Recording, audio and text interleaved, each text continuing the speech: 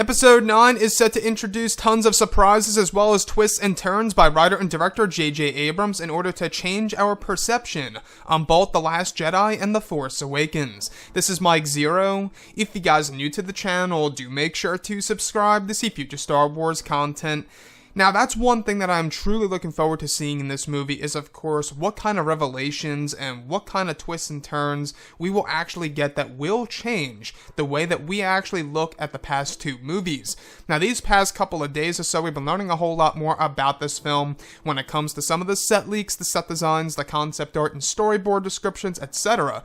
However, I wanted to focus on Anakin Skywalker. We do know that he has a part in this movie to a certain extent because J.J. Abrams is really trying to pretty much implement all of the original ideas that he wanted to have in The Force Awakens back into Star Wars Episode 9. And now we're talking about the hybrid Force Ghost. Now, what's really intriguing is that a couple of days ago, you guys may have heard that they're using one of the dummies of Anakin Skywalker with the burned skin and everything without the limbs in order to bring him into the movie somehow for a certain sequence. I believe that that could be for a back-to-tank sequence similar to what they did in Rogue One, A Star Wars Story. However, what's really intriguing when it comes to the hybrid Force Ghost, because we do know that they have a lot of plans in place to bring in that version of Anakin Skywalker, is that that version of Anakin apparently is going to be done through the use of CGI and not an actual live actor. So, in case you guys are very unfamiliar with the hybrid Force Ghost, and honestly I think that this is still exciting, the hybrid Force Ghost is a mixture between both Anakin and Vader. Basically, Anakin struggling with the dark side of the Force, even, in the netherworld, even after death. And I think that's a brilliant idea, at least through the eyes of, let's say, for example, the main villain being Kylo Ren.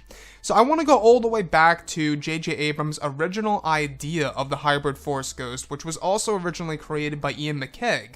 And what he had to say years ago was, when you light a candle, you also cast a shadow. That inspired me to propose for the first time that Anakin's ghost could come back. If we see Anakin Skywalker, because he does flow back and forth between Vader and Anakin, let's see him as a character with a dark and light side. The reason Luke is this whole new entity is because he was the first to acknowledge his own dark side, that it was not separate from him. And that's the basis of the hybrid Force Ghost. I really like how Ian, back in the day, mentioned the whole entire concept of when you light a candle, you also cast a shadow. That's exactly what's happening here with the hybrid Force Ghost. So, doing this through the use of CGI, I think it's still exciting that they're trying to pursue this and trying to get it right in this movie. I'm not quite sure how significant the actual hybrid Force Ghost really will be in the film, but I will say one thing is that this movie is actually said to be darker than that of The Last Jedi, and if they really want to go dark, this is most definitely the definition of it. I don't know if you guys saw, what the hybrid Force Ghost looks like, but there's basically three stages of it.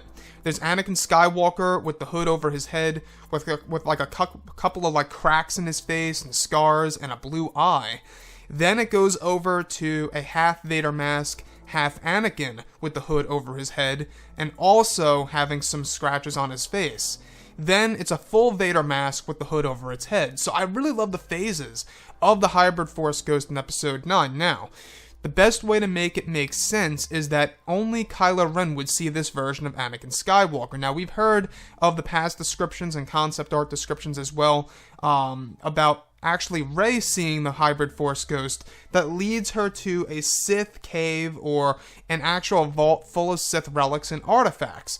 Now, it's possible that this thing appears in a dark side presence, kind of similar to the dark side cave that we saw on Dagobah as well as on Ahch-To. So there's a lot that J.J. Abrams is trying to work around with here, especially by implementing a lot of the ideas that he really wanted to have in Episode 7 that he was never able to actually get into the final cut of that movie, will be making its way into Episode 9. So the hybrid Force Ghost, the fact that they are trying to do this through the use of CGI, I think that if they can get it right, and if they can get the Anakin Skywalker face right, I think that's when, they can really make magic. Now, there's a lot of talk right now that they are in negotiations to bring Hayden Christensen back on board for Episode 9. Now, I'm not quite sure if they're actually going to have him as an actor on screen for some sequences, for some of the other Anakin shots, But there's a big possibility that he's only going to be providing dialogue off camera. That's a big possibility where maybe he's going to offer the voice of, let's say, for example, this hybrid Force ghost, where they can modify his voice. He won't sound like the Anakin that we all know and love in Revenge of the Sith, however, a mixture between both Vader and Anakin.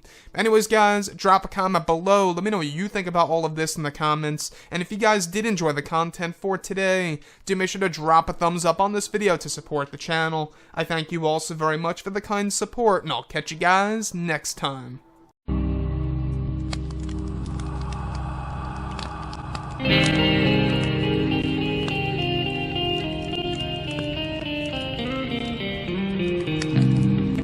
in hand, we are alone again. No, I'm not the one. From night to moon, we